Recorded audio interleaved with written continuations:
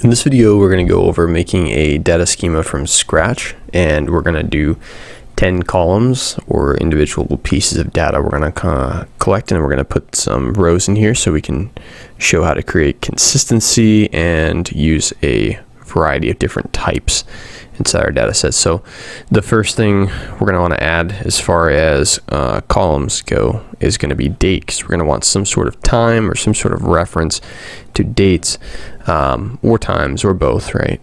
So that we can see how things progress. So my first field is going to be date.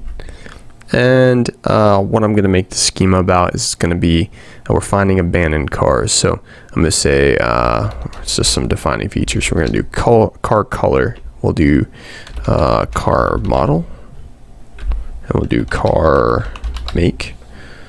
Then we'll also do like the VIN number. Let's do quantity, just in case there's more than one. Then we'll do location. And we'll do a Boolean here. We'll say is dirty, and that'll be like true or false in that. And then we'll do latitude and longitude. And then we'll also do the mileage. Okay, so let's double space these, make sure we got these out. 1, 2, 3, 4, 5, 6, 7, 8, 9, 10, 11. Okay, cool. So let's go ahead and put in a date. So we'll just use just a made up date here. All right, and then I'm gonna drag these down. I'm gonna do a couple rows of data. We'll just have those go in order by day, and we'll start off for consistency. You want to use the same capitalization or spelling, so you don't want to do like blue and then like this one, like if this blue and blue, or BLU, or just B. In a database, all of those things are different, so we're going to want some consistency. So we're going to have a couple different cars be blue, but we're going to mark them all the same. So we're going to make maybe these two cars are blue, and then we'll do the same with red. And see, we're spelling those exactly the same, so when we sort our data and we say we want to see all the red cars, all these values will match, and we'll be able to show that. But if we had differences in capitalization or spelling, we would not have the same thing. Let's go ahead. This car model will be an Accord, right? And the car make will be Honda. And the same with that. Let's take a couple. We'll make a couple of these Hondas, and then we'll make the rest of these Fords, right? And you want to be consistent, right? Just like we did with the colors. All right, so let's go ahead and take car model. Let's go ahead and do F-150, right? And we'll say this is focus, and this will actually be yellow.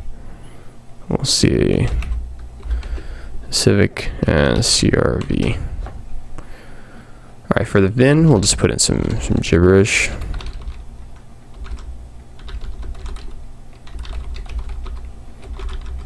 And for the quantity, we'll say there's one of these. Obviously, there would never be more than one vehicle with the same VIN number, but we'll just say, for the sake of argument, is 2, 1, 1, and like 4, right? Location, let's do something consistent here. We're going to just describe the area where they're at, because we're going to give the lat longs later. So let's go ahead and say the location. This one is like parking lot, and we'll say this one is on side of road. And we're going to want us to do that, consistently across the board. And we'll say driveway. And we'll do, just to show that we're keeping some of the data consistent here. Is dirty. So let's say we'll just do true. True on these three.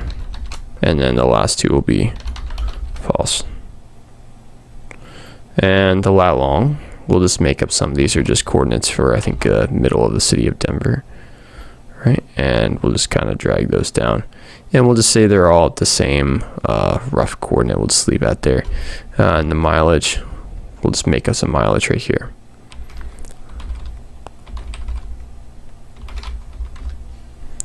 So now we have all of this stuff and all this data, all these rows here. This makes up a schema, and then we also have some test data, and we'll show later on like how to actually utilize that and how that can be useful.